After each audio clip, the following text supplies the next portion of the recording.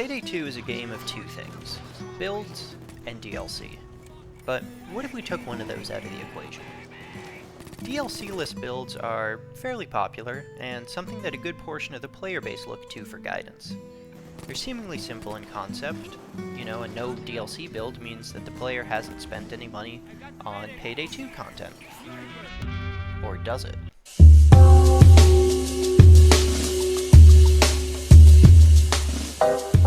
Today I'm going to expand on the idea of no DLC builds by providing 4 very unique builds, all requiring no DLC to be purchased.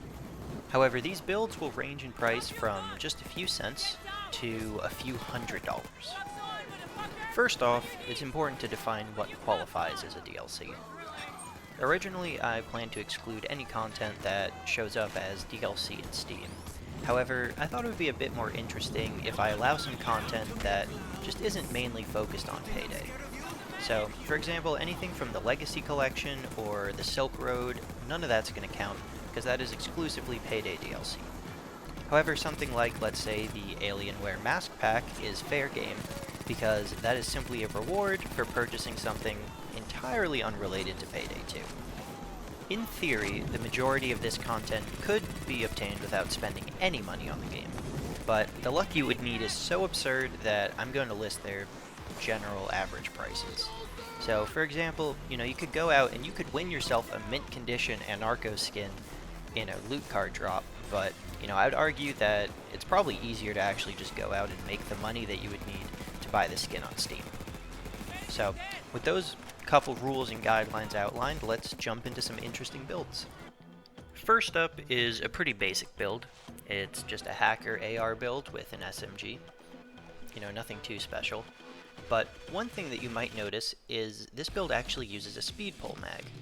Now, normally that's one of the biggest things that's locked behind DLC, needing the Gauge Spec Ops pack to unlock. However, in this special case, the Hyena skin for the Union actually comes with that mag equipped. Now, this might seem a little weird, but this is a fundamental idea for this video. If you have a skin that uses DLC attachments, you are allowed to use those attachments as long as you're using the skin. Now, this skin, the Hyena, is going to cost you around 26 cents. However, technically, you can get this for free from a loot card drop.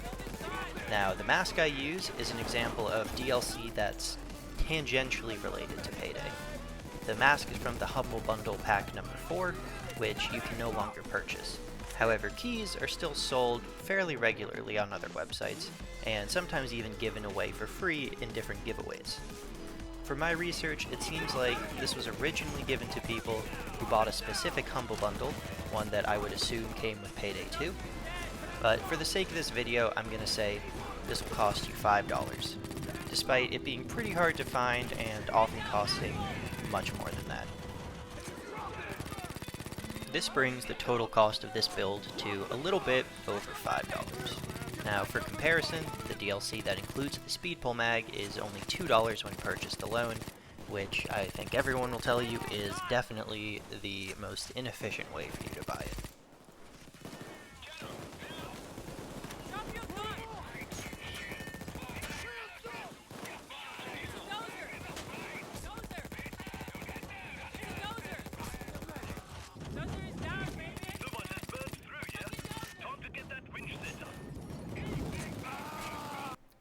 Next up, we have a much more interesting build. Of all the builds, I'd say this one's probably the most unique and arguably my favorite to use. One thing I think is kind of cool is never have I really ever seen a pub running this build. Now, the reason for that is, of course, you actually need to have the legendary M308 skin, the Plush Phoenix.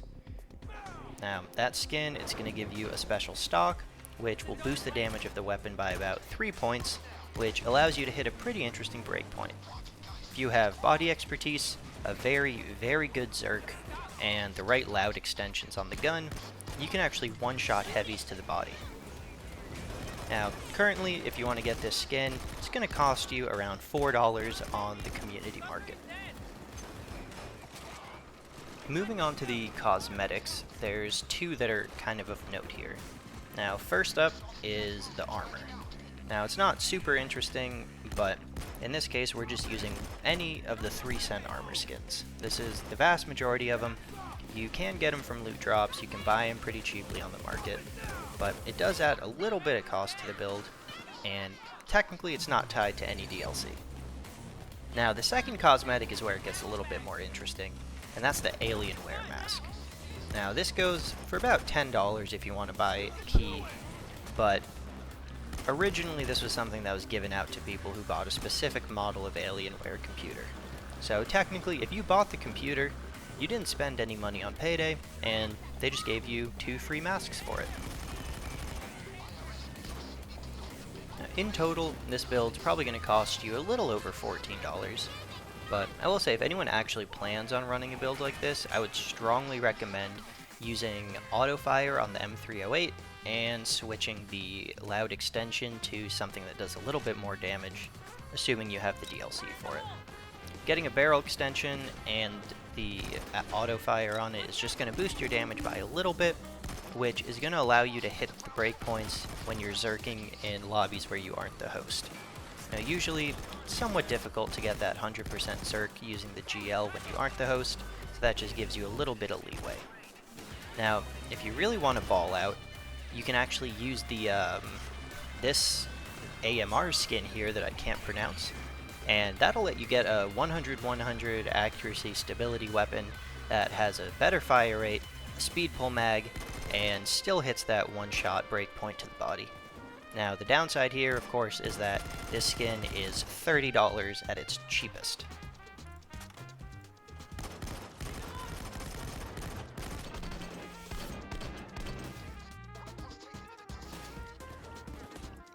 It's about time that we talk about perk decks.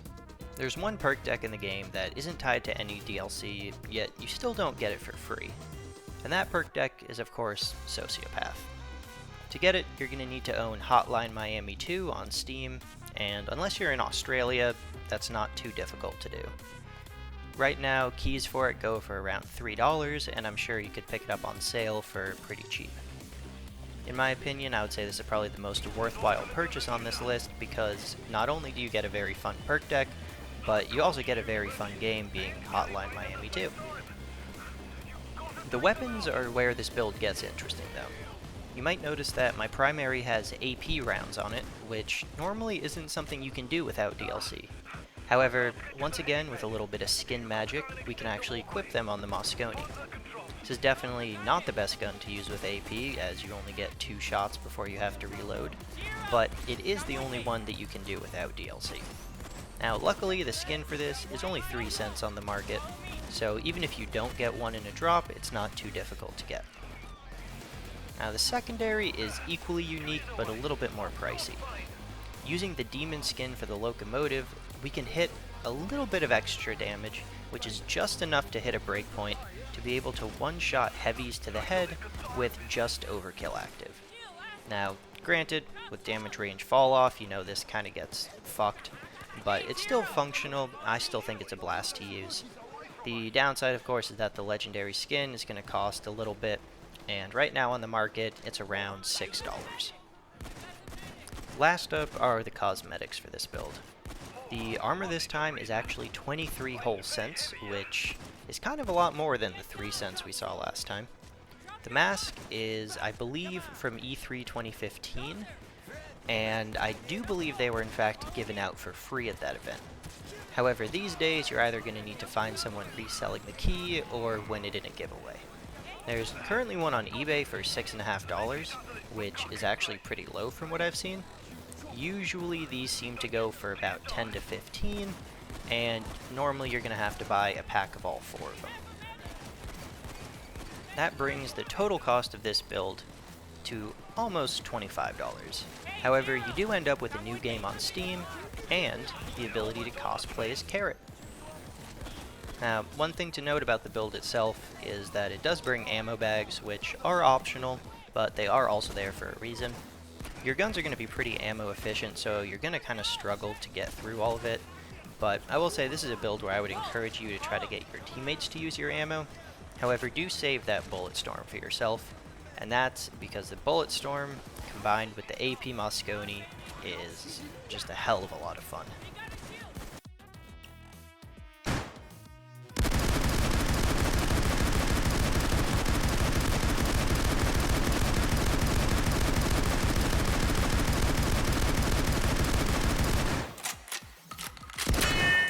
Last up, we have the most expensive build that I could come up with.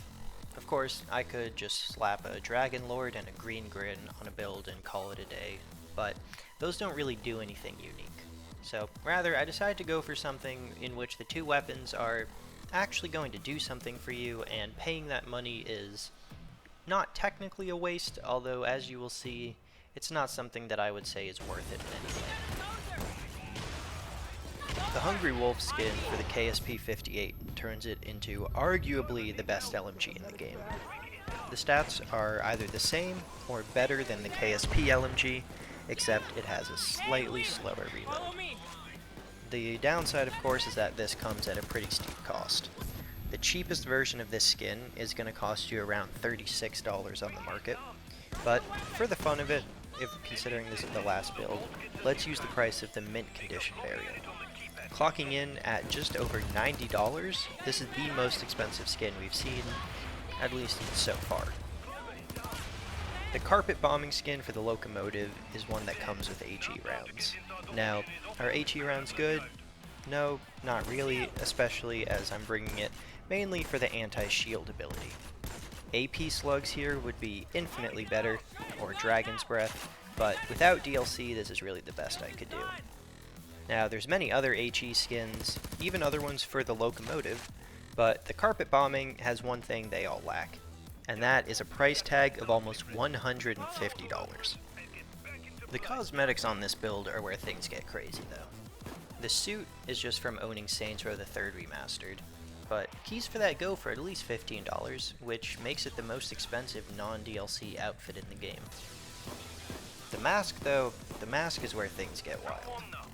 If you consider the mask pack, the completely overkill pack, to not be a DLC, which, albeit is arguable, then it actually trumps the cost of almost everything else in this video. However, it was technically sold as a DLC, and it was sold by Overkill just for PayDay 2, so this one is a bit of a gray area. In my opinion, it's more of a collector's item as it hasn't been purchasable from Overkill for the vast majority of its lifespan. But it is something that could be up for debate. Now, the price on it, it's not really set, as it's just sold by people who bought it back in the day and are now reselling it. It's also something where, as the game becomes more or less popular, goes up and down, and of course, the quantity of them in circulation going down is also something that's going to affect this. However, recently I've been seeing roughly 350 TF2 keys used as the lower bound for how much you're going to pay. Now, that translates to roughly $600 US. With all those items accounted for, this final build clocks in at $850 or so. Now, is it a good build? No. I would not say it's a good build at all.